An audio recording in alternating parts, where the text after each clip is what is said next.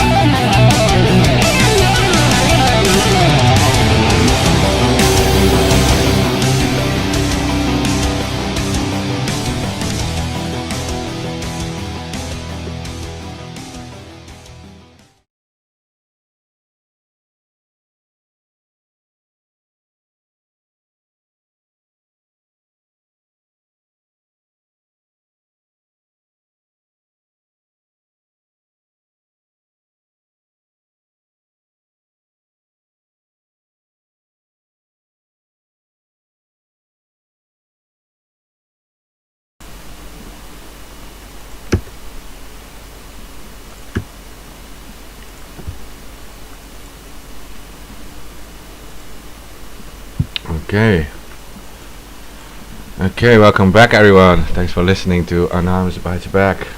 Tonight we've got a special about a few things. The Dutch elections. You guys probably read that the entire government stepped down a few days ago over a huge scandal. We'll discuss this a bit. But we'll also focus on the Julian Assange case. Internet censorship, social media censorship, hostile algorithms that keep us down, right?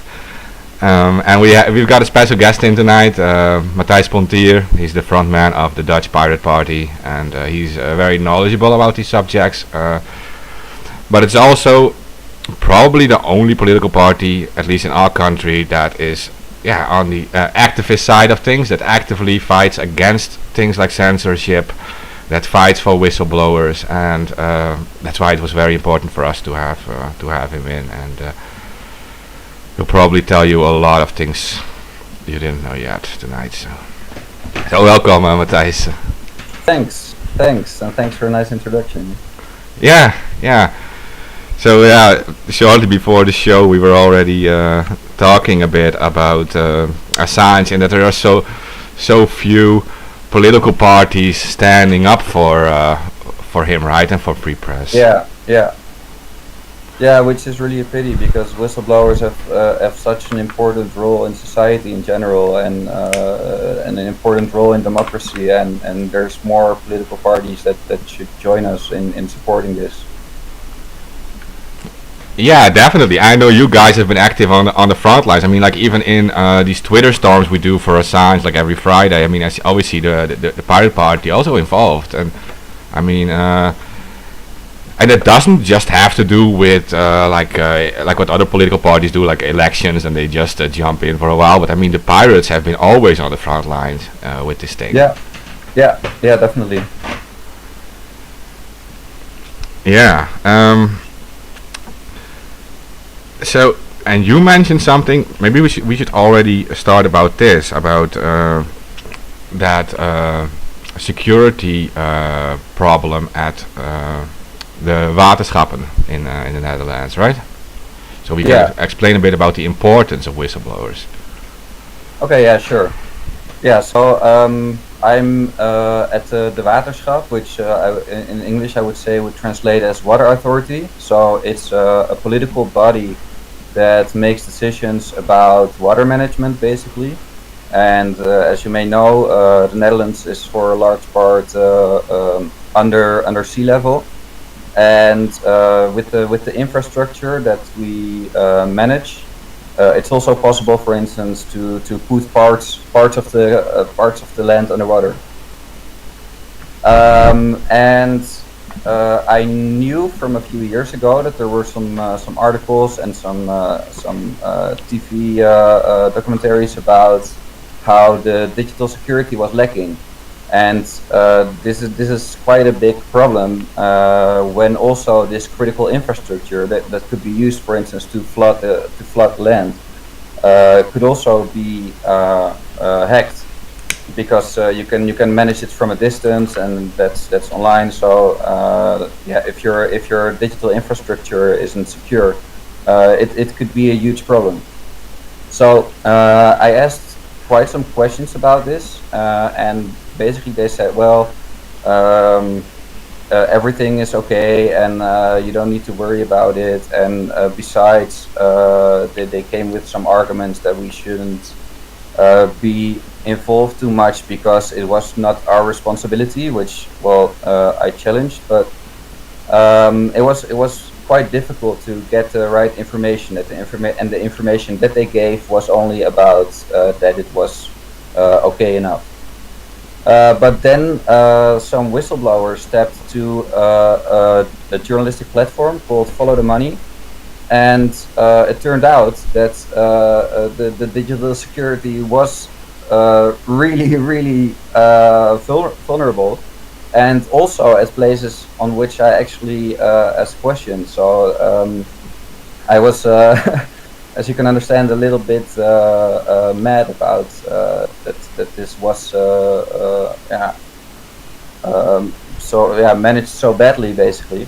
But I was, of course, very happy that whistleblowers stepped to this platform and that they made a publication, because I thought, well, now things need to change and it will improve, and then we know for sure that it's well managed. But the first reaction of the people in charge at the Water Authority was still that, well, this article is, well, not, it doesn't give a true image of the actual situation, and well, this we will some extra research and everything will be okay. But I got in touch with the journalist, and also through the journalist, he also let the whistleblower send some messages to me. And in this conversation, we thought of extra critical questions, because they said, well, this response they came with is really not okay, because a lot of things are much worse than that they are saying now. So we asked extra critical questions, and also because of the lack of a good response to that, an extra article was published on Follow the Money. And then things really started going, and also they started going in the right direction.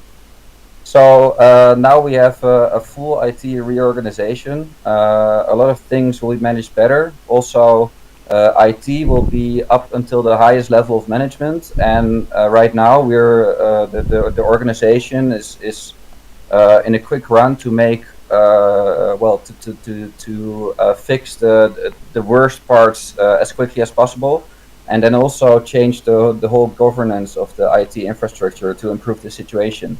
So of course we're still very much involved in making sure this process goes right, but I think this is a really nice example of how whistleblowers add to well to an important problem in society, and that they help to improve this. So yeah, I'm really happy about this. Yeah, you mentioned there was a second article needed for them to put like enough pressure on them. So Yeah. it makes me feel like the media in that is, or yeah, the independent media in that is so important to force Exactly. these people. How do you think it would have gone if that didn't happen? How would these whistleblowers be treated then? Like, I mean, maybe it's weird, but it's just speculation. But Well, yeah, well, without this independent medium, the whistleblowers wouldn't have had a platform. Um, they could have maybe stepped to me directly, but then they also, yeah. Well, well, I think they know they can trust me, but also being from the Pirate Party, but then still, um, because this I can ask the right questions, but without public pressure, it would still be very difficult. I think, because only after public pressure, because I asked some questions before, and only after public pressure, because this on this independent platform, Follow the Money, there was this attention to this problem, then they started improving things. So yeah, that's really important that there's that there's independent media that provide this platform to improve things in society. Yeah, yeah, and so and this goes right into the Assange case, right? I mean, if yeah, these political institutions are actually scared of this media pressure, and it shows like why are they going so hard against WikiLeaks? Yeah, WikiLeaks has a huge reach, of course, and it's all over the internet. If there's a publication, it reaches everywhere, and all the other media also feed on it because, yeah, it has like a 100% credibility. There is nothing has ever been retracted on WikiLeaks. So exactly. yeah, so that shows that they're really scared of this media and it really has an impact. So and that's why I wanted to mention it because it has to do with Assange, of course, and Assange Yeah. is now facing extradition. And I mean, how do you guys internally talk about that, like at the Pirate Party?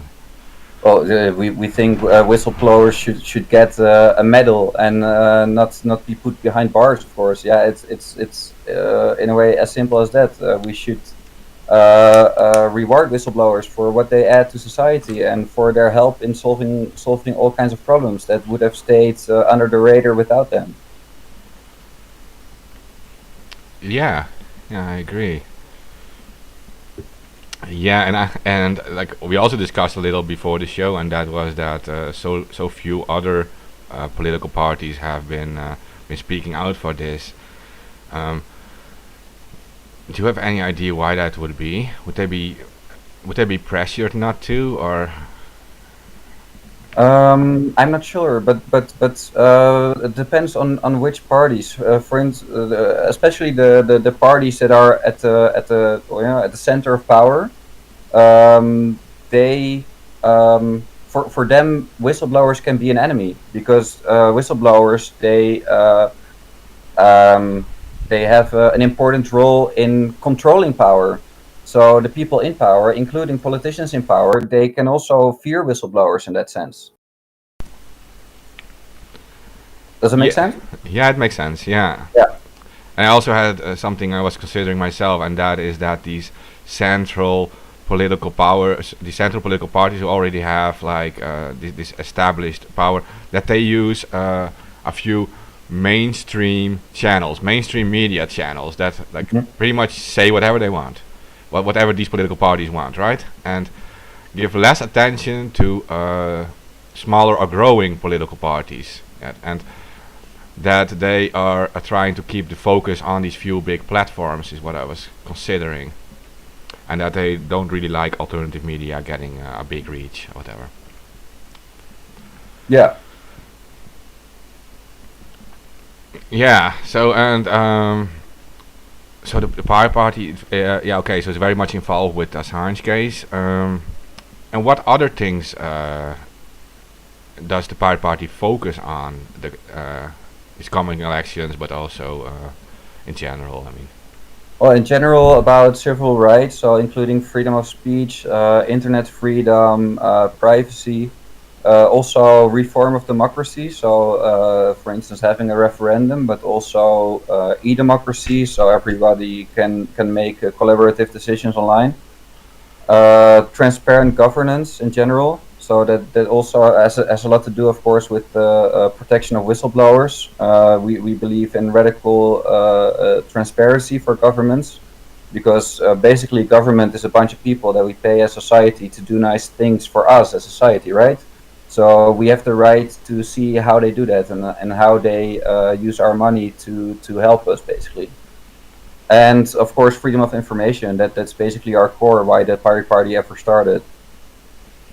And if you're talking about this election specifically, then one of the important topics right now, because the government just, I think you already put in an announcement, right? But the government just resigned over a scandal in which they had a really over the top witch hunt for people possibly committing fraud. And they used artificial intelligence with the profiling algorithms to make all kinds of accusations, which turned out to be wrong in most cases.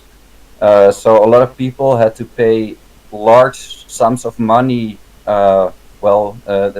It's been told that they had to pay it back to the government, but actually it was their own money that they're getting back now, or at least some of them. But they had to pay amounts like in the amount. It could be 10,000, but it could also be 100,000 euros that they had to pay back for child care allowance that, according to the government, they had received illegally. But it turned out that actually that they don't even know why they have been accused, and in many cases it was wrong. So this should have never happened, of course, and also the way how they are solving it now is really bad. The parents are waiting to get their own money back for a very long time, some over a year. And in the meantime, the government doesn't really want to spend a penny too much. So they invest. So far, they have been investing more on consultants on how to deal with the situation and actually giving it back to the parents. And how difficult can it be to give money back that was already theirs in the first place?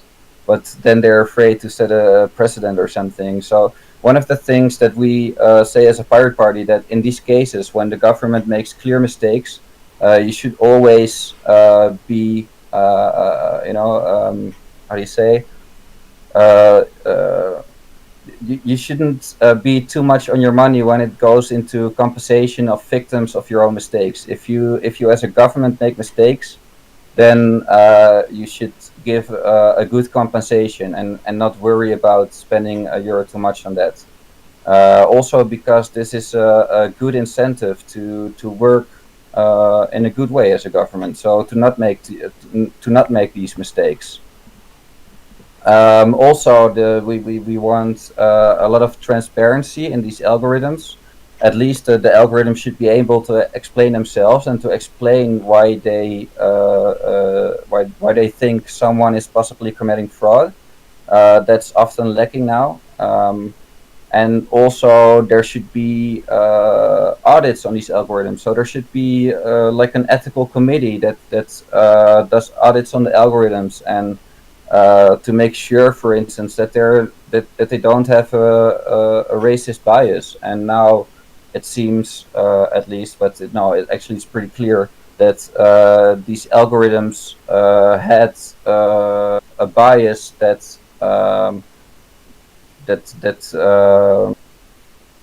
caused them to accuse people from certain ethnic minorities more easier of fraud. So there was a racist bias in these algorithms.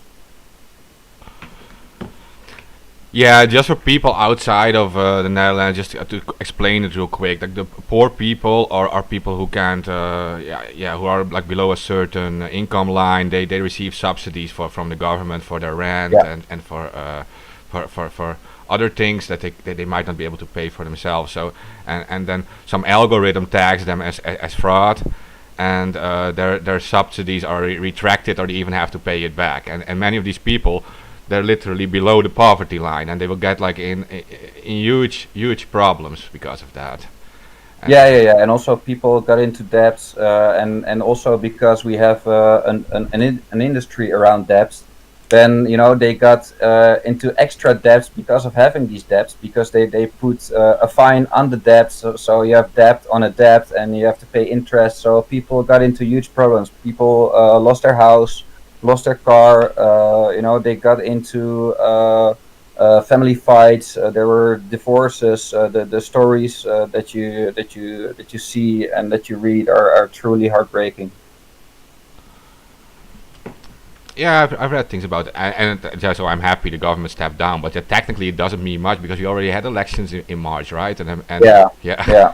they just It was a symbolic thing, of course, stepping down, and it's maybe a little bit cynical, but of course, now it didn't really make too much sense anymore. It was at least important symbolic step to take, but of course they should have stepped down way before. It was already clear a long time ago that huge mistakes had been made, and then they made an offer and make one person step down and then make another person step down, and those were sometimes not even the people who caused the problems. Actually our prime minister was Mark Rutte. He was at the head of the committee that started this over the top witch hunt for people possibly committing fraud. So and he has been avoiding responsibility a lot in this case. And now finally, when there's almost elections anyway, then they're stepping down. And they should have at least. There was an investigation committee, and they had a report.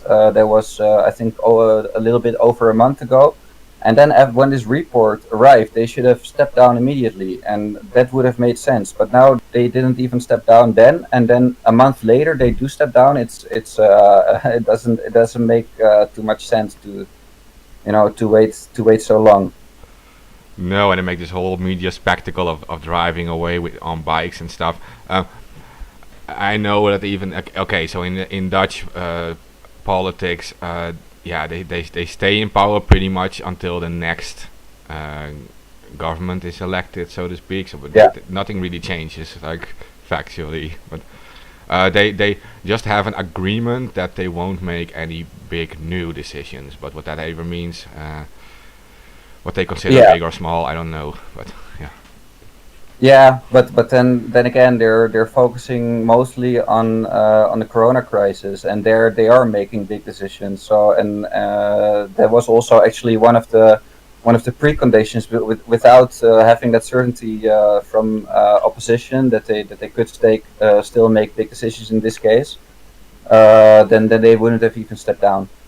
But of course, then again, it's important that decisions can be made, and but with the support of the opposition.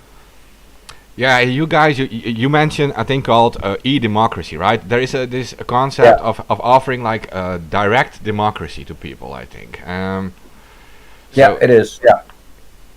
Yeah, maybe you want to say because this is unique. I think many people have never heard about this before. There are some cases around the world. I can best explain it, I think, on an e-democracy platform that we have in Amsterdam, because we got elected in a city district of Amsterdam, in Amsterdam West, in 2014. And one of the things that we managed was that we didn't take part in the coalition, but we did add a chapter on democratic renewal in the coalition agreement. So we supported only this chapter on improving democracy, and not necessarily the rest of the agreement. So this resulted into several experiments, you could say. One of them was an e-democracy platform. So then I started investigating what e-democracy platforms do we have already, and then I found the Citizens Foundation. They had a platform in Reykjavik, which is the capital of Iceland. It was called Better Reykjavik, and it was a really nice platform. A lot of people participated, and everybody who had an ID to make Reykjavik a little bit better could put the ID on the platform. Then you could give arguments for and against the ID, and this was in separate columns, so that all arguments had to go about the ID. So people couldn't, get into discussions about each other's arguments, but everything had to be about ID. So this really helps to keep the debate constructive. And you could vote the ID up and down. So you could vote for or against the ID. You could also vote the arguments up and down. So vote for or against the arguments. And this way, the most popular IDs and the most important arguments for and against these IDs were directly visible. So you could also look at it as a really nice way of crowdsourcing the best IDs to improve the society, in this case Reykjavik. And this worked really well. A lot of good ideas came up. So I thought, well, Reykjavik is about as big as Amsterdam West, so it has about as many inhabitants. So what they could do there, they could also do here, right? So Yeah. so we invited them, and they gave a nice presentation. I also gave a presentation, and well, the yeah, at the city district they were quite enthusiastic, and we made a platform called the Stem van West, the voice of West, so the voice of Amsterdam West, you could say. And it was exactly the same concept. People could add IDs and they could add arguments, and then yeah, this worked quite well. A lot of good ideas were executed, about small things to improve in the neighborhood. So it could be, for instance, to make the streets more green, or to have an artwork for the mayor who passed away and who was very popular. So this way, a lot of good ideas came into politics bottom up. So they were ideas from the people for the people. And because of the success, it was also copied to other city districts, and now yeah, we still have it in I think full Amsterdam, maybe one city district now, but I think actually all city districts now. And also it has been used in some other parts of some other municipalities in the Netherlands. And also the Citizens Foundation does projects all around the world basically. So yeah, I think this is a really nice, yeah, a really nice concept to have a direct say in what politicians should do, because that's the idea, right? That politicians work for us, so we should be able to tell them what to do in the easiest way. Yeah, yeah, and that is what some people might not realize, that yeah, politicians do work for us because we elect them. They're our employees, so to speak, and they have to Yeah, do yeah, the yeah. yeah, Yeah, yeah. and the funny thing is that I think often the politicians themselves don't realize it as much as they should. Sometimes I have the feeling that they seem to run government as if it was a company, and that they need a business model which is getting money from us, and then they execute some things, and still I do believe that many people in politics try to they have some ideals and they try to be there and do good things for society, but because of how the political system works now, people get incentives to think as if it was a company, and then you lose feeling with how it should be, and that's why we should not only work on directly improving things, but also working on improving the system, so that in the future decisions will be made better. Yeah, yeah. And this direct democracy concept, does it only talk about ideas, or is it also about discussing what politician you want in power, or is it focused on ideas? With this platform, it's focused on ideas, but there also within the Pirate Party, we also use internationally at least, we use liquid feedback, and there you also have the freedom to delegate your vote to others. So you can also say, oh, my neighbor, he works in education, he's a teacher, and therefore I give my vote on everything that involves education to my neighbor. Or you can say, oh, politics don't interest me, but I trust my friend. He's interested in politics, so all my votes my friends can do can make for me. And the nice thing is that this also involves a lot of trust, because also in the system, if your friend is making decisions for you, you can always, if he makes a decision that you don't like, you can always take your vote back and start making decisions for yourself again, or say, okay, now I don't like this friend so much anymore, or I don't trust him with my decisions, but I give my vote to another friend and he can make decisions for me. So in that way, you decide for yourself how much you want to be involved in politics and in a political decision making.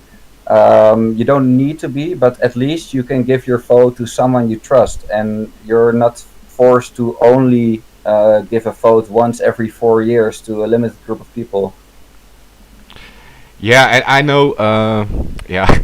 Okay, so I've read a bit about this. I know you guys have like these internal gatherings too, right? And uh, everyone Yeah. can just join these meetings, and you can guys can just they can just sign up literally at the meeting, and they can be like a Pirate Party member, and you guys are literally voting like who is going to represent us, right? That's mean Yeah. Yeah. it's all like it's all public, all open democracy. Exactly. Yeah. Yeah. Yeah. Yeah. Yeah, that's also in that sense the Pirate Party is internally more democratic than most other political parties. Yeah, definitely. Yeah, because there's not like an old crowd that decides everything that always stays in power. Like I mean, look at like Mark Rutte. He's been there for what is it now, 12 years, I think, Yeah, in power. yeah, But yeah, no, I saw that too. And you guys literally, I was surprised by that anyone could just join in and could just sign up, like at that meeting and just vote in too. Like I was surprised by yeah, that. yeah, I was very happy to see that too. I mean, that's how it really should be. I mean, it is you represent the people who are forming this party together, who are yeah. yeah. Exactly. Yeah, yeah. We are a pirate movement, right? So we are everyone that says they want to join the movement, and of course, everybody who joins the movement has the same right to be involved and to decide together with the rest. Yeah, and I see it is like it has like a huge back like a huge support from like the activist community. There's many activists involved too, and Yeah, it's very grassroots in that sense, and that that does make it a lot different. I've seen it.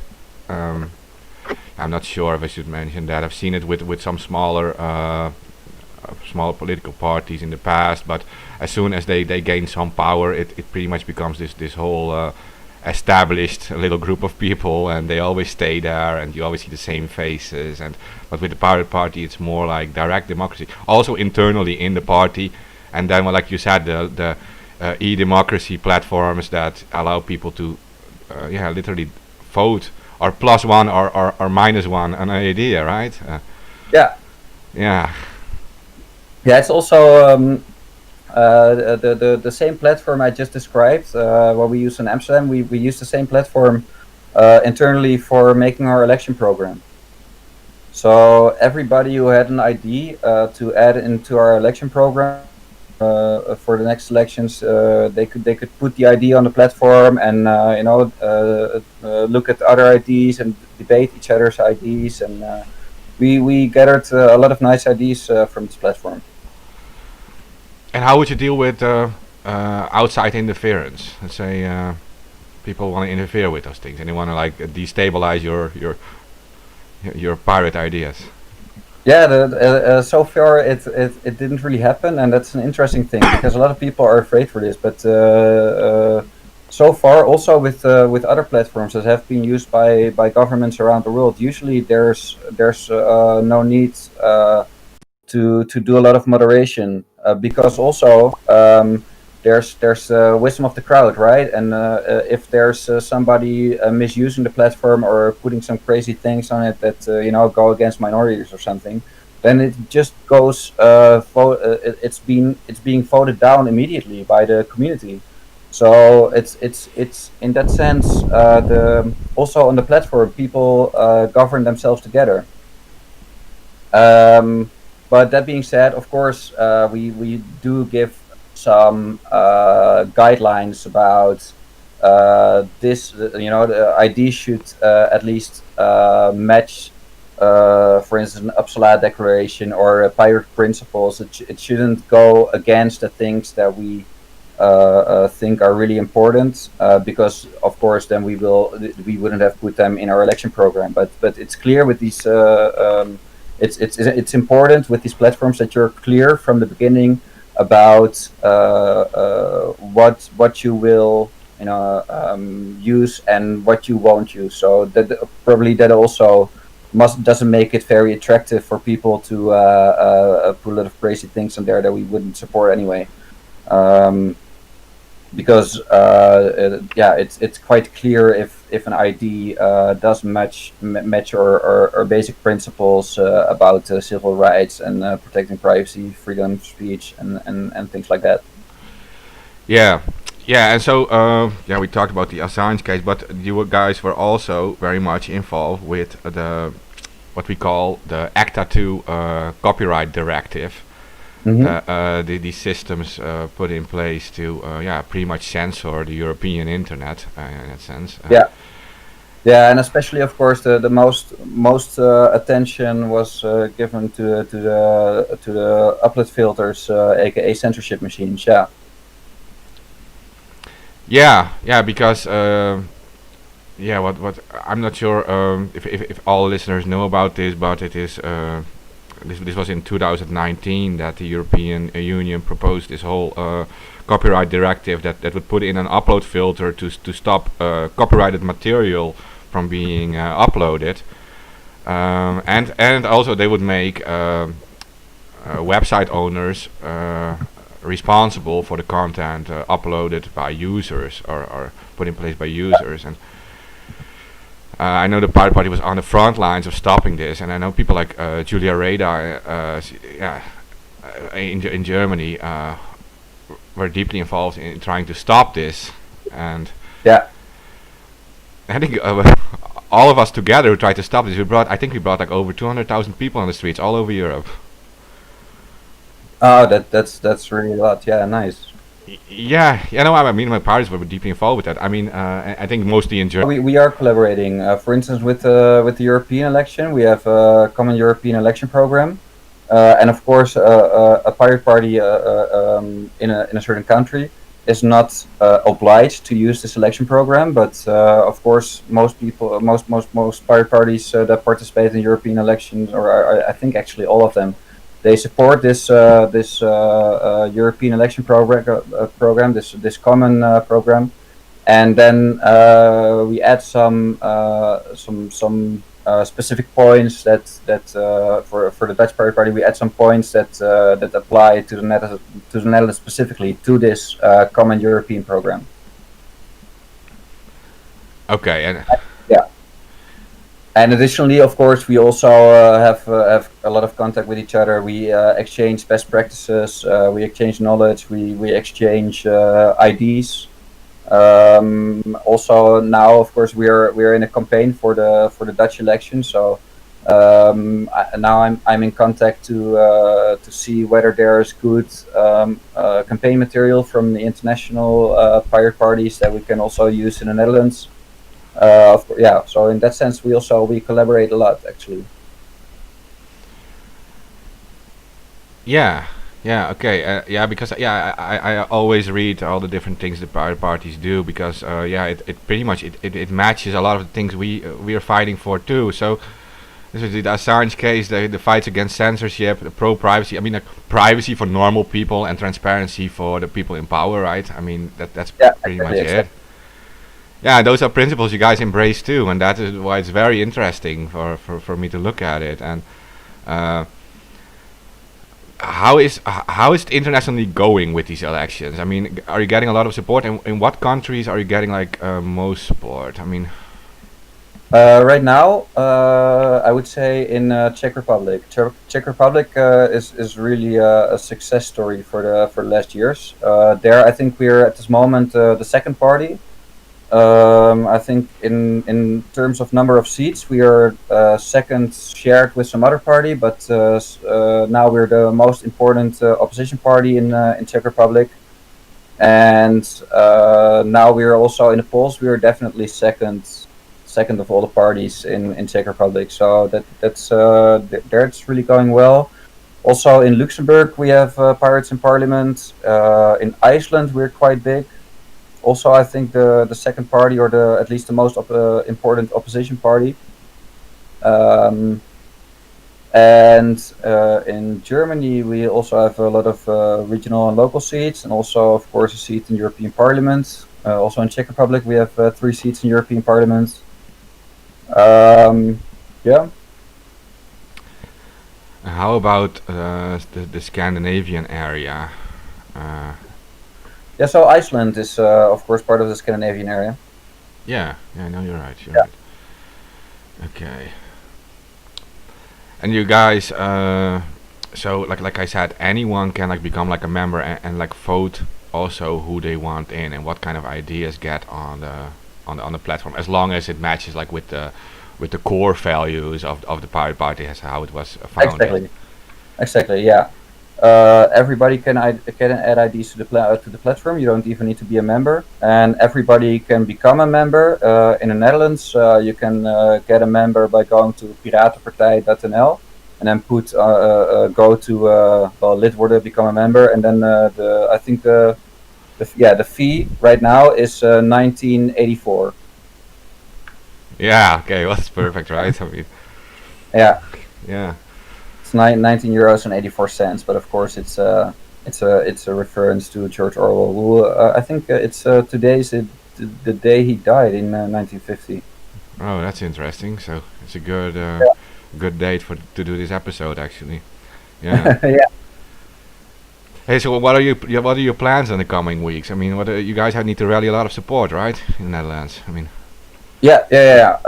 At this moment, we are super busy with gathering signatures. It's it's interesting because the parties already in parliament don't need to do this, but the parties that want to get into parliament, they need to pay quite a large amount of money.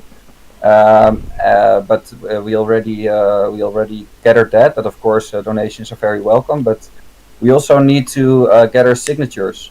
So in every part of the Netherlands, or in the Kingdom of the Netherlands, because it's also Caribbean Netherlands, we need to gather signatures in every region. We still have a little more than a week, about a week to finish this. So if you're living in the Netherlands and you want to make sure that you can vote for us, then please go to PiratenPartij.nl and click on the large banner that's on top that says H4 formulier, H4 form. And you can download this form. You can print it. You can sign it.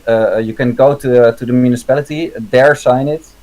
And then they will put a nice stamp on it, and then you can scan the form, send it back to us on h4@piratenpartij.nl. And we need enough signatures to be able to participate in elections throughout the whole of the Netherlands. So this is a really important thing. So that's what we're focusing on right now the most. And then when we finish this, of course, we will focus as much as possible on getting our message across. So, joining shows like this, of course, and hopefully and on as many platforms as possible.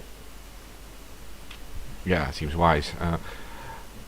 How many signatures would that be? I mean, what do you need to get in, so to speak?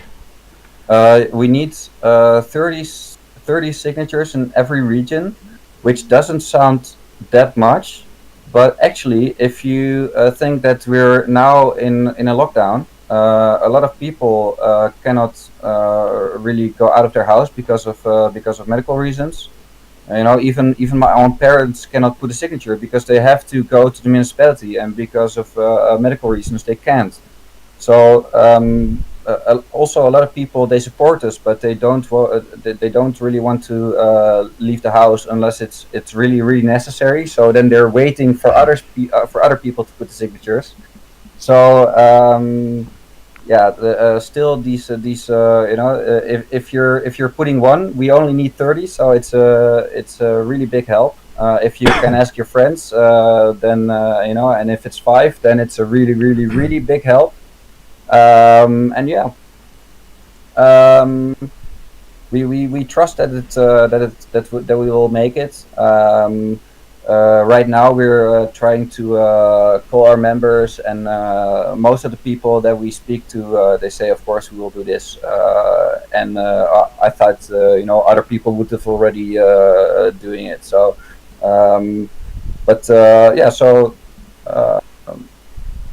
yeah. That's it. So please make the signature, and it really helps us. And Yeah, and I want to say to listeners, like normally, like we would never like bring like political parties on air, but in this case we're dealing with an activist movement that defends the right to privacy, the right to free speech, defends journalists and whistleblowers like Assange, and there is no other political party currently in the Netherlands speaking out about the Assange case like you guys are doing, and you guys are literally being involved also with the Twitter storms for Assange. And I just want to say to Dutch listeners, like, if you think this case is something that needs to be spoken about in Dutch politics, you need these voices in. That's pretty much it. Yeah. So, and it's very easy to give your support to a group like this, and yeah, without aligning with any political party. I think it needs to be discussed. I think it needs to be spoken about, and if there is no other solution, we need to do everything we can to do that, to bring you guys in, of course. I mean, that's my personal opinion. Yeah. Yeah. Well, yeah. Of course, I agree with his price. Yeah, I know. So please put the signature. You can find it at PiratenPartij.nl on the big banner on the top, H4 form. And if for some reason you cannot sign, then you can still help us by sharing our call with your friends, with your family, with vague acquaintances, or put it on social media. And also, we care a lot about privacy. But if you want to put a picture on social media, like, hey, I put a signature for the Pirate Party, then of course we also appreciate it. Yeah, that really works, right? Their friends can see, like, okay, so here's my picture. I support this group. Yeah. So you're right. Okay, so before the show we discussed, because you are an AI programmer, right? And you're a specialist in that. And many of our listeners know we get censored and pushed down in the ranking, especially when we're live. And then later on it goes, it gets a lot of viewers when suddenly when the live stream stops, gets shared around, we get a lot of viewers. But AI is your specialism, and I mean, do you have something to say about these algorithms, social media use? Yeah, one of the most important things is that the companies that or governments that use these algorithms, they should be much more transparent on how these algorithms work, because these algorithms are making decisions that involve people. And if you have a human making decisions about people, then you can ask them, why did you make this decision? But an algorithm is way too often kind of a black box, and then you're asking, why was this decision made? And then it's, we don't know, the algorithm did it. So it's really important that there's transparency, that there's a possibility for society to check how the algorithms work. Also to make some guidelines about what the algorithm can do and what it can't do. So, for instance, like I told with the child care allowance scandal, there should never be a racist bias in the algorithm. So it should be possible to check this, and there should be an audit committee also to check this. Yeah. Yeah, and like, okay, so we know about platforms like Facebook, Twitter, stuff. They, especially Facebook, seems to focus on what the advertisers want, right? So it's money involved. But we're talking about public, platforms that were presented as public platforms, that were presented as places for everyone to speak equally once. I mean, I can't believe we even mentioned this still, but a long time ago they were presented as that, and everyone was lured in. Even the governments use it as their way of communication now. And sometimes they don't even refer to their own platform, right? And that's because the algorithm, they know that the algorithms they are pushing content that's only on the platform first. So if you put a statement on Facebook, then that the algorithms push it higher than if you put a link to your statement on your own website, for instance. So I think especially with the large power that is now at some of these companies, government shouldn't help these platforms by putting their content on there, and even for instance put on Twitter a link to a Facebook post instead of to your own platform. I don't think it's a good idea that governments promote these companies so much, especially considering that these companies don't care a lot about human rights. They invade our privacy. Their business model is to get to know so much about us that they know how to manipulate us and then sell this, well, directly or indirectly, actually indirectly of course, but sell our information to other companies to target us with certain information. They manipulate us into buying things we don't need, but also they manipulate us to vote for certain parties if it's political advertisements. And also there's a really strange ethics, and if you look at how this happened, for instance, through Cambridge Analytica, they didn't only just, for instance, with in political campaigns about the Brexit, they didn't only target on we probably think you like this this part of a Brexit or not, but it was also if the algorithms decided, oh, this person is definitely going to vote to stay in EU, it could give you information that would demotivate you to go out to vote. So they are sometimes giving people information to make sure they wouldn't take part in democracy. So in that way, they were really undermining democracy. And also sometimes they were just based on people's information. They were giving information to some people that was completely in contradiction with information they gave to other people. So they were basically just lying to people, because you cannot say the one thing to one person and the completely opposite thing to another person, and they cannot both be true then. So also for that reason, it's very important that we put limits to what these algorithms can do and what they cannot do.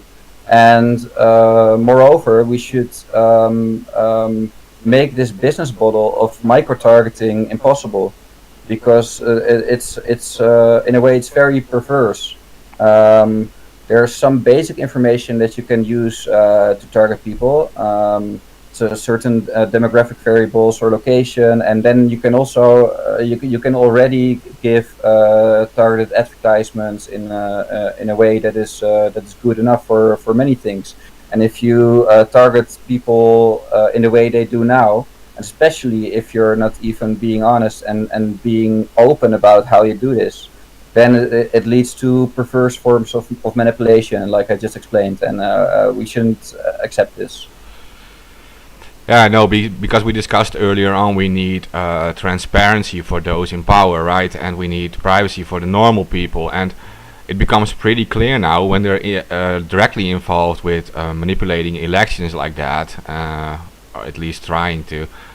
And you have that example of okay, I'm personally not a big fan of Trump, but that's my personal thing. That a president of a country gets deleted from social media, for example. Yeah. So, and he used it as his outlet, so to speak. He used it to bring out his messages as the president of the United States. So then, to me personally, I feel like the power is now with these big tech companies there. So they are the powerful now. So we have to demand transparency for them. Yeah, exactly. And also, we shouldn't allow big tech companies to control who has access to the public debate and who hasn't. It should be a government with democratic control who decides whether certain statements are illegal or not. Because of course, a call to violence isn't okay and shouldn't be allowed. But then again, there should be you should be able to fight a ban, for instance, in law, and not it shouldn't be a decision that's being made by big tech companies.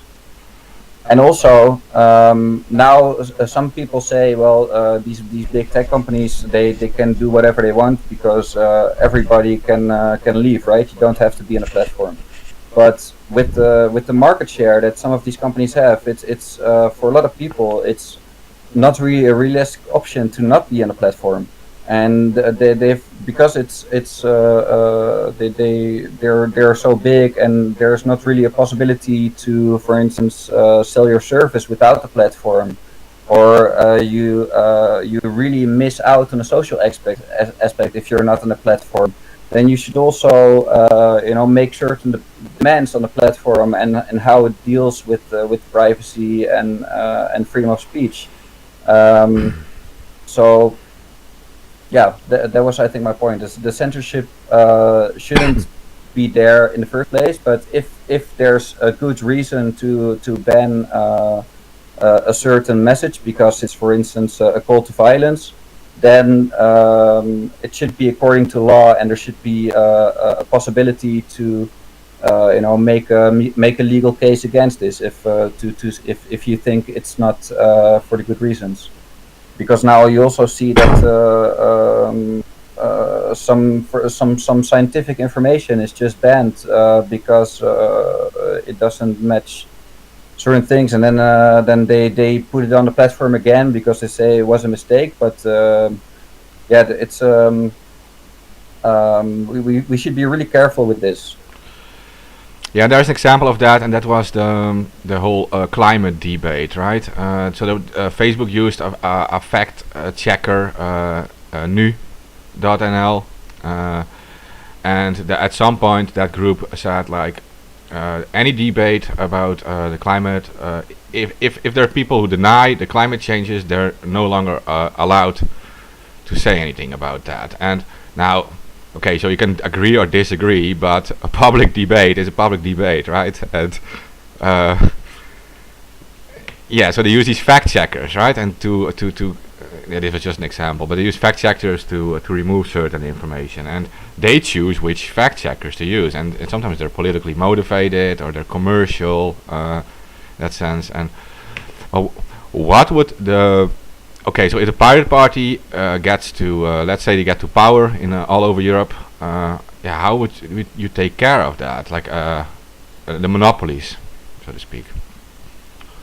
We want to fight monopolies. So the best way to do this is with good antitrust laws. So, for instance, if a company gets too powerful, we should be able to break it up. So for instance, Facebook is now Facebook, and WhatsApp and Instagram, and that's really not okay. It should be broken up into a lot of separate companies. So they're not, at least a little less powerful in that sense. The same, of course, goes for Google. They have so many different services. They should be broken up, and then have each service separate. Also, this goes for tech companies, but also for other companies. If they have a platform to sell things like Amazon, and they sell their own stuff, but they also sell stuff from other companies that use their platform. Now sometimes they have regulations on their platform, or they have maybe through algorithms too. They push their own products and favor their own products compared to the other businesses that use their platform to sell their stuff. So this should also not be possible. You shouldn't be able to have this unfair competition. Yeah, I know, because of course the people who are against it will say, like, okay, these are private companies, they're allowed to do whatever they want. But the problem is, at some point they get a market share that is so big that so many companies depend on them too. Like in the case of Facebook, I think there are thousands or hundred thousands of companies depend purely on Facebook for their sales, for example, right? And then you have it's the same as with Amazon. Booksellers, they depend purely on Amazon alone, because the market share became so big, they took everything over, so to speak. They took the entire market, that they can no longer function without them. So it is not. I feel is then it's no longer a private company. It is the actual market. It becomes the market. They are like the marketplace owner. Yeah, and also there should be a good interoperability. So if you have your data on a certain platform, but you don't like the platform anymore because, for instance, they made some promises about not using your content for targeted advertising, and then they start doing it, and you want to change to another platform, it should be very easy to take your data and take it to another platform that does respect your privacy. For instance, but it could also be for other reasons. If you don't like a platform, it should be made as easy as possible to go to another platform. So you have a fair competition. You cannot have a situation in which you have a monopolist, and because there are so many people on the platform, people will never leave. It should be very easy to change to a new platform, and then that way also if you have an innovative competitive player, they get well, at least it's still not completely fair, but they get a better chance than they have now, and that's important to have to also to have the best products and services for consumers. Yeah, that makes sense. Okay, so those are some. And of course, go ahead. And of course, make all the tax evasion impossible. These big companies, they should pay a fair amount of taxes, and if they do that, then regular working people, they can pay a little less than they do now, because now the biggest companies that make the most money, they pay the least taxes of everyone.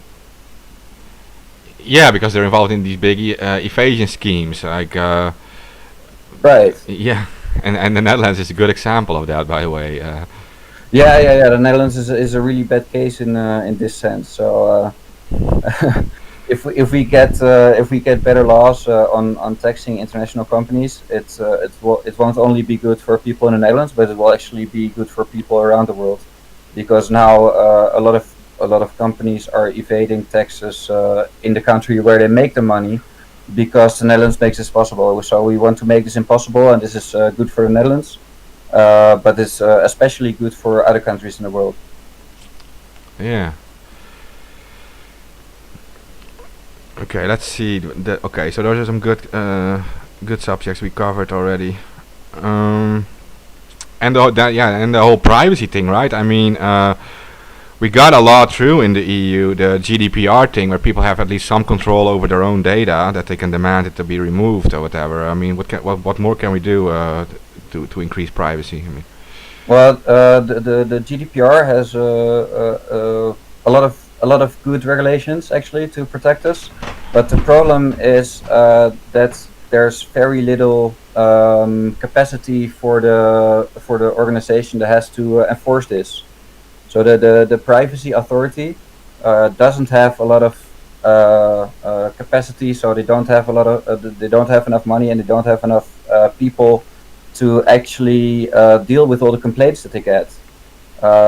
Most of the complaints they cannot really look into because of lack of capacity. So the most important thing to focus on now, I think, is to improve the capacity of the privacy authority.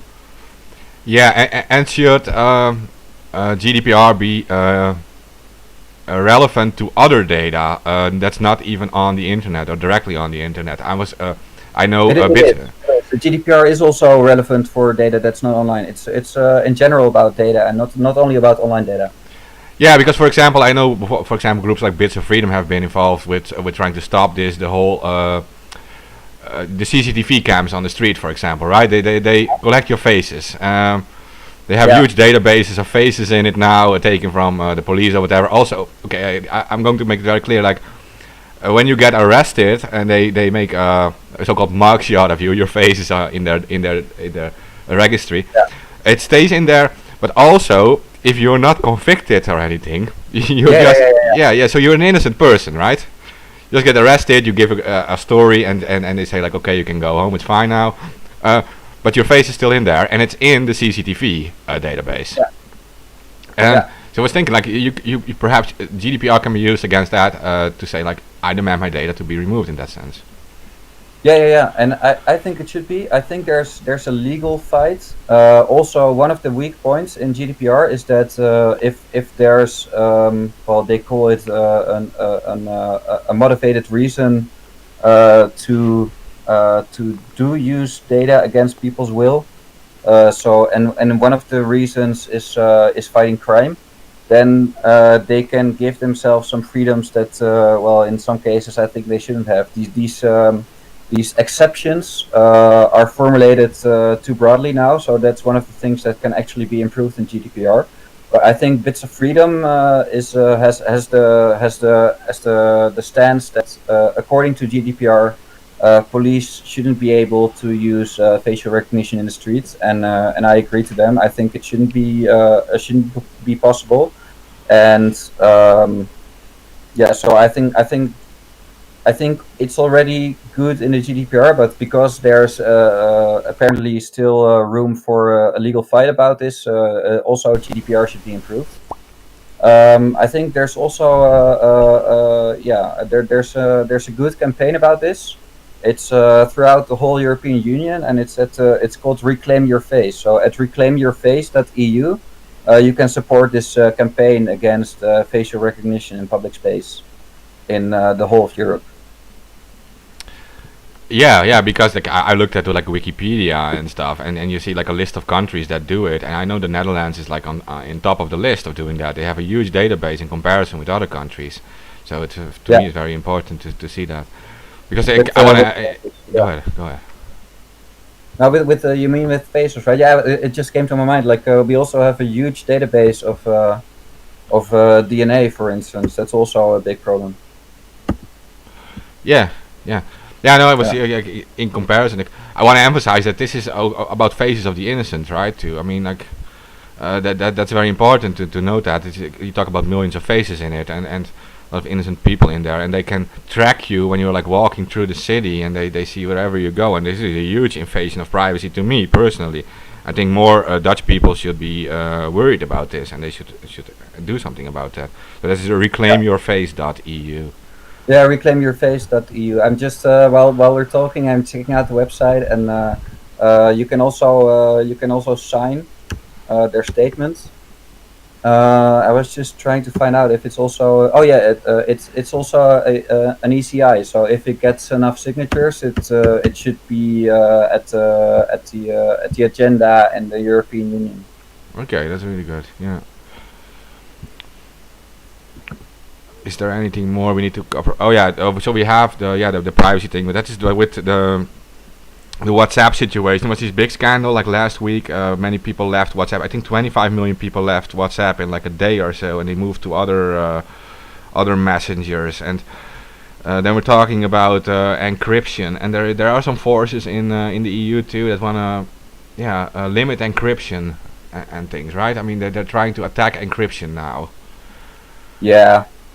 Yeah, it's so weird. If you translate it to the physical world, it's like you ban people from having an envelope that is not shined through, right? Yeah. It's like we want to be able to read your mail, so you cannot put your letters in a closed envelope. It's so weird.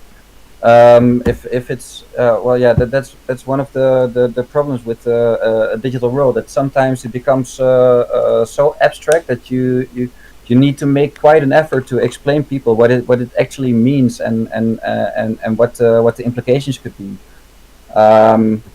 So yeah, of course, everybody should have a right to private communication. So strong communication is necessary. And also, we talked about whistleblowers before, right? A lot of people have very good reasons and legit reasons to not want to make sure that their communication stays private. It can be for whistleblowers. It can also be for journalism in general. It's so important that also, for instance, activists can use private communications if they want to plan a secret action or a secret campaign. that isn't immediately read by the government, so they can block it beforehand. Every progress in society comes from people that wants to change the law. So if the people that want to keep everything the same as it was, if you give them a lot of power to be able to do that, there will never be any progress in society. No, exactly. Yeah, for whistleblowers, yeah, I mean, these ones got lucky. They had media behind them, like I said. Yeah, and like you're emphasizing too, their private communications is so important, at least until they have that kind of support, right? I mean, yeah. So yeah, encryption is important. I know, like in Australia already, they had openly stop it, and there are some other countries too. So that's going to be a big fight about encryption. And we have in the Netherlands, we do have like you compared it to the envelopes that need to stay closed. I know that you have privacy protections for actual envelopes, right? So why wouldn't they be there for? Yeah. Yeah, because you have them in. They're not allowed to open your mail, right? In the internal mail. I mean, not just without any clear reason. No, it's not allowed normally. So it's also, it's a basic human right to have a private communication if you want to. So it should be possible, and it's well, and yeah, it's actually just a disgrace that politicians even want to make this impossible. Wouldn't it harm them too? I mean, they must have so many secret things they want to discuss too. But Yeah, maybe, but actually, even for politicians, it's of course important to have good encryption, because also as a politician, you want to be able to have a discussion with your colleagues that isn't already immediately in the hands of your competition in politics. So and also, for instance, if there's espionage between countries. And also, you want to keep your communication private to secret services from other countries, right? If they want to work against you. So, also for politicians, it's important. yeah, no, exactly, and maybe they don't really realize that, but yeah, it's true. Um, yeah, and especially like if another political party is in government, runs the country, and you have like an opposing political party, you don't want the communication delivered. There's always the chance that it gets delivered to this government party, and they can say it's not going to happen, but we know this kind of spying goes on. Yeah, and a lot of information can also be misused if other if the next government isn't so nice as the current one, so to Yeah, say. If the current government thinks, well, we should have all these capabilities because we mean well, right? And I'm sure that the current government thinks that. Also, with the things that I completely don't agree to, I believe that many of them think it's that they believe themselves it's a good thing to do. But then they should also think that all these capabilities that they have now, if there's a next government that, for instance, is not so happy with certain minorities, and they want to hurt them, or diminish their rights, and you just have to look at the history and to see what could go wrong if there's a lot of information and a lot of capabilities on how to handle this information, and it gets into the wrong hands. Government isn't always nice. You never know what kind of government you will have in the future. exactly. Yeah, and what kind of laws you will have in the future. What's legal now doesn't have to be legal in the future, of course. Yeah.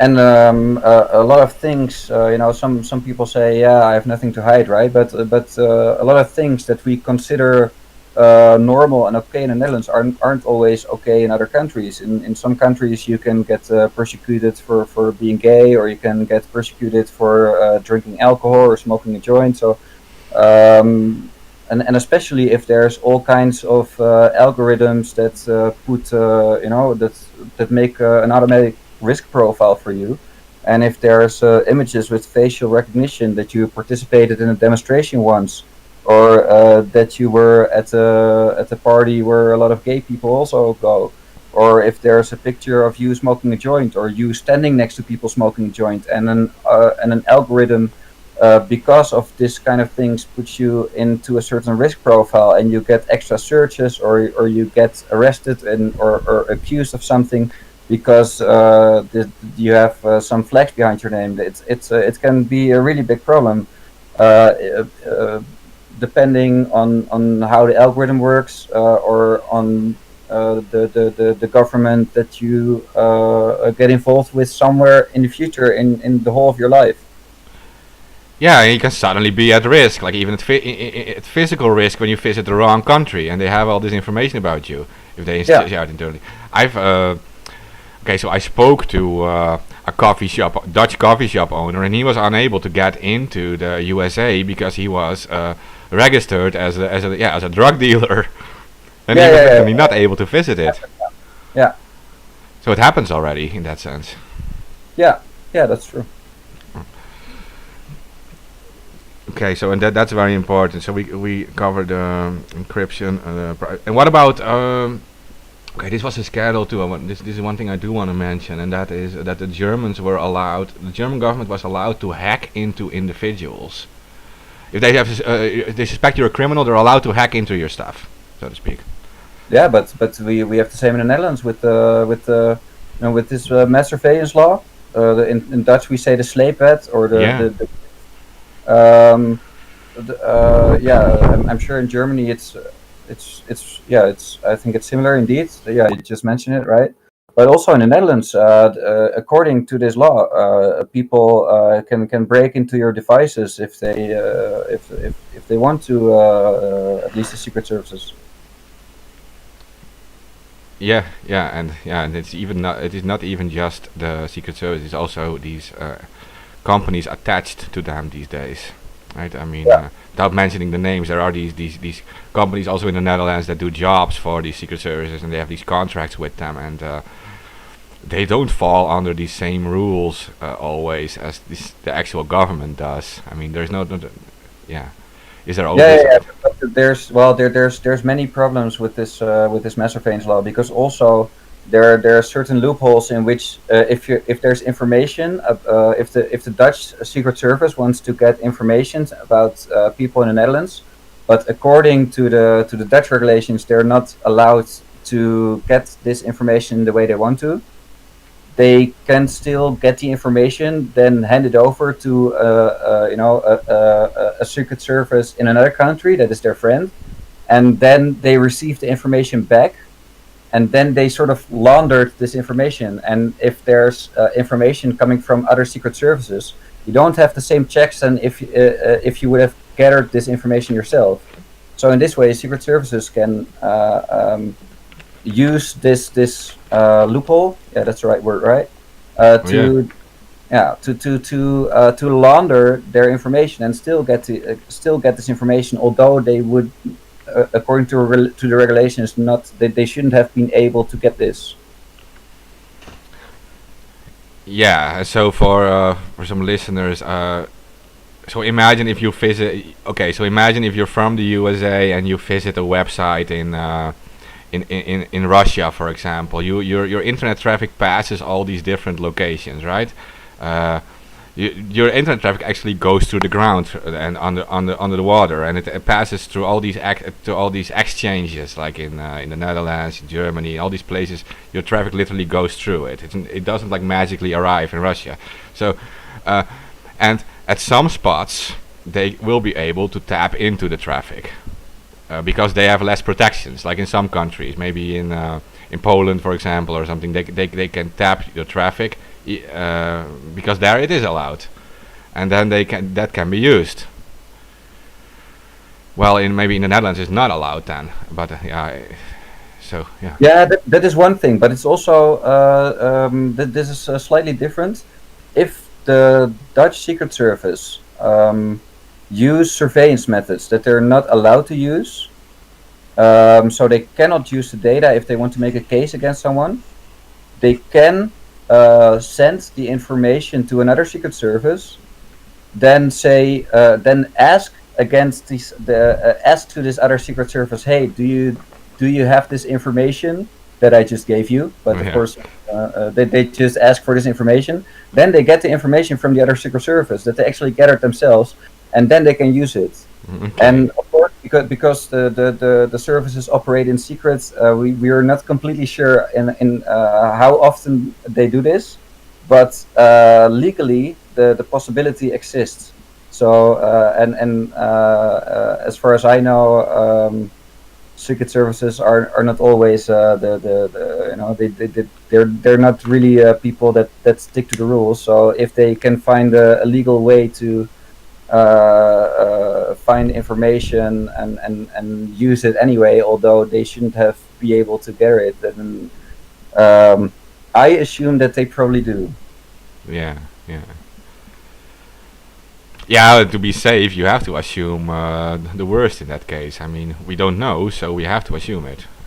Yeah. So in a constructive way, the it's if a possibility for such a loophole exists, then you need to fix it. So this we, of course, we campaigned against this law with this referendum, and there's a number of things we think should be fixed in this surveillance law. Of course, it's important there is a law because sometimes, of course, it's necessary to have a service that does find information that's important to protect people. But there should be really good regulations for that, so that they don't gather too much information that's not really necessary. And that they only gather information for the right purposes that we as a society want them to use it for. So yeah, there's a lot of things that should be improved to this law. We had a referendum. We won the referendum. Then they should cancel the law, and well, our campaign was to improve it, and I think most of the people wanted to improve it.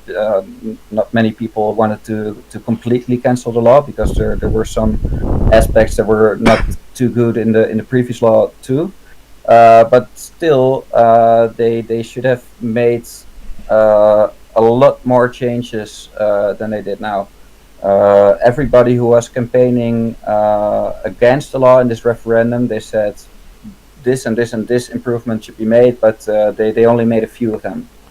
And actually, they were mostly cosmetic. So, for instance, there was one thing about now they can store certain information for 3 years, and we said, well, that's way too long. And now they're storing it still for 3 years, but once every year they check is it still necessary. So It might be even worse. They check into your data every year. They store it, but they check into it. well, yeah, but no, no. Okay, I still trust that they because it would cost them too much effort to look into the detailed content of the data every year. Okay. But I think they probably label the data and check what do we have and is it still necessary. But it's really cosmetic because also they don't want to put too much effort into this. So well, to be honest, I would expect them to just in most cases they will of course just keep it for 3 years like they did before. Yeah. I know the biggest issue was that the mass wiretapping, right? They can like tap an entire neighborhood, for example, and it. Yeah. For just one target, they can spy on tens of thousands of people. So that is one of the big problems, and that's actually the main problem. That's also why we labeled it the slave wet, which is the dragnet surveillance law, because it's like a dragnet. You put a large net around everything, and you gather everything, and not just the fish that you want. And the main point of the campaign was to take the dragnet out of the dragnet surveillance law, and go for targeted surveillance. But this main point they didn't fix at all. So that's one of the things that should be improved. Also the oversight should be improved. There are some I think there are some very good and intelligent people that are doing the oversight, but because they have very limited powers, it's very hard to check the services in the way that should be done. Yeah, and if you would combine this whole dragnet thing with the attack against encryption, you're pretty much dealing with the 1984 scenario, right? Everything has to be known about everyone, and yeah, that makes that 19 euros 84 cents very relevant suddenly. Yeah. Yeah, I don't know if we covered everything you wanted to say, but maybe you want, yeah, if you want to say something to listeners, that's important for you. I mean. Yeah, I think we covered many things. I think we had a really interesting chat, and of course, well, if I can say one thing, then we're in the middle of a political campaign, so please support us as a pirate party. And if you're not in the Netherlands, then please support your local pirate party, because I hope that you listened to this conversation and you thought, well, these are important topics that are not covered enough in politics, so. We should have some of these good digital activists to make sure that this is improved. So just to shortly repeat, in the Netherlands, currently we need the signatures, so you can find them at PiratenPartij.nl at the big banner on top, H4 form. There you will find a form to sign to support us, to be able to make sure we can participate. And of course, we're very happy if you become a member, if you put a donation to support our campaign, or if you just want to help as a volunteer, because the volunteers that make the party, we are completely run by volunteers. And there's of course many things you can do in a campaign. And if you have ideas that we should focus on when we get elected in March, then we also have this platform on Your Priorities. It's a Your Priorities platform, and if you on Your Priorities, if you look for PiratenPartij, you will find the platform, and you can add IDs there, and then if the ID gets support, or just if we think the ID is very interesting, then we will use it and actually implement it in politics. Yeah, and please also mention how people can reach you fastest, like on Twitter or something. Yeah, on Twitter they can reach me through @Matthijs85. So Matthijs is spelled Mattthijs. Currently I'm tweeting a lot in Dutch, but especially after 4 or 5 p.m. Also sometimes I have tweets in English. I'm also on Facebook, because, well, you don't only want to preach to the choir, right? So there you can find me under my actual name, Matthijs Pontier. Pontier.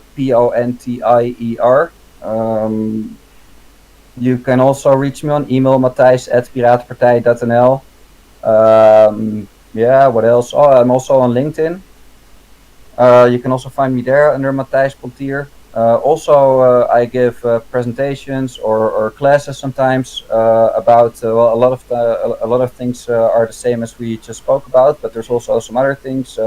Sometimes it's about science and artificial intelligence. Sometimes more it's about privacy and civil rights. Some slides are in Dutch, some are in English, but you can find a lot of my slide share. There you can also find me under Matthijs85. Yeah, I think those are the most important ways to find me and to find more about me. And of course, you can just search for my name, Matthijs Pontier, or you can search for PiratenPartij, and then you will find a lot more about what we do. And yeah. Yeah, and just to remind people, this is a party that focuses like on direct democracy. You have like direct input in what they will do, and that is the huge difference with other political parties. You have direct influence in it, and yeah. So I think we covered everything, but I do want to like suggest that like a little like closer to the elections, like we'll bring you back on to give like updates about and maybe do like some last minute actions on things. Yeah, sure. Yeah, that sounds nice. Yeah, but it could also be very well that we have some campaigns, Yeah, some of course. campaigns that people can participate in. So yeah, that would be nice, and I would be happy to come back. Yeah. I mean, like, a little closer to the election, so we can update everyone on like the progress and like tell them like what can they do last minute or whatever to bring people in who actually talk about the issues all of us care about. Yeah, So, yeah. Yeah, that's what I mean. So I just want to thank you for coming on, and I really appreciate it. Yeah, thanks for the invitation. I appreciate it too. And I was happy to be here. Okay. Okay. So so to everyone listening, please share it. Please share it around. That's what we depend on. You guys know that we're dealing with the shadow bans and all the censorship things we already discussed tonight. So we depend on you guys to share it around. And thanks very much for listening. And you know how to find Matthijs now on social media. So thank you, Matthijs, and we'll talk later. Okay, thanks. Talk to you